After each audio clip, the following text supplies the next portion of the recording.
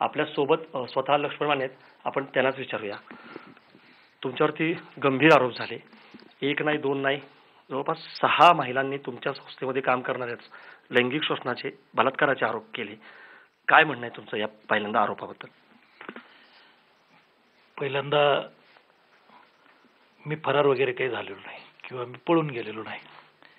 मी माझं म्हणणं जे काय आहे ते भारतीय राज्यघटनेचा, कायद्याचा, न्यायालयांचा, पोलिसांचा या सगळ्यांचा सन्मान ठेवून घटनेने मला जे अधिकार दिलेले आहेत त्या अधिकारांचा मी वापर करतोय. हे सगळे जे आरोप होत आहेत, तुम्हाला असं वाटतं की हे षडयंत्रच आहे?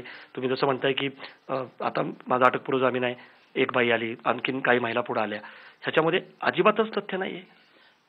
हे बघा, मी तुम्हाला सांगतो, मी ज्या संस्कारात वाढलो त्याच्यामध्ये स्त्री पुरुष समानता वाढलेली आहे.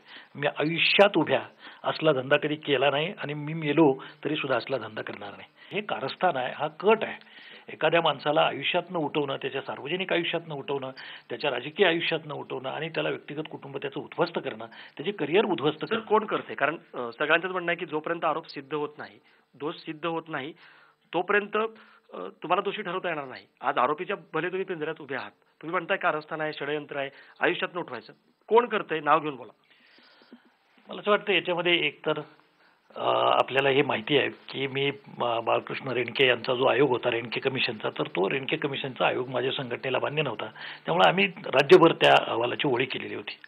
दुसरं, गेली 40 वर्ष रेणके हे आमच्यापासून लांब आहेत, ते काहीच नव्हते. मी जेव्हा बौद्ध धर्म स्वीकारण्याचा निर्णय 2003ला केला त्यावेळेला तो केल्या तेव्हापासून हा गटाचा आरंभ झाला असं मी मानतो. त्याच्यानंतर जे रेणके, हरिनरके, पल्लवी रेणके हे 3, त्याच्यानंतर आमच्या संघटनेमध्ये पूर्वी होतलेले आताही आमच्या संघटनेमध्ये असलेले व्यंकप्पा भोसले नावाचे ग्रस्त आहेत, ते आमच्या संस्थेचे या डायरेक्टर पण आहेत. आमच्या संस्थेच्या घटनेप्रमाणे या ती जी संस्था आहे त्या संस्थेचा अध्यक्ष फक्त भटकेमुक्त जमातीतलाच माणूस होऊ शकतो, अशी यशवंतराव चव्हाण साहेबांनी ती घटना केलेली आहे.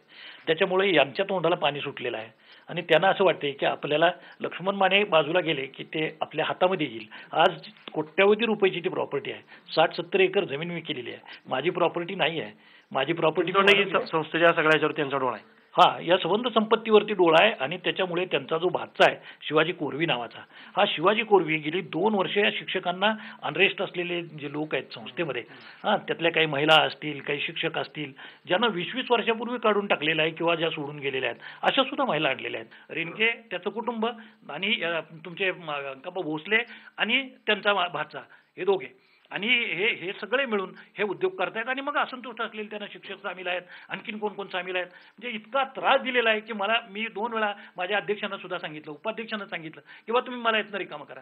पण ते म्हटले, अरे 1000 पोरं शिकतायत राव, हे कोणीतरी काय म्हणते म्हणून काय कशासाठी सोडायचं आहे?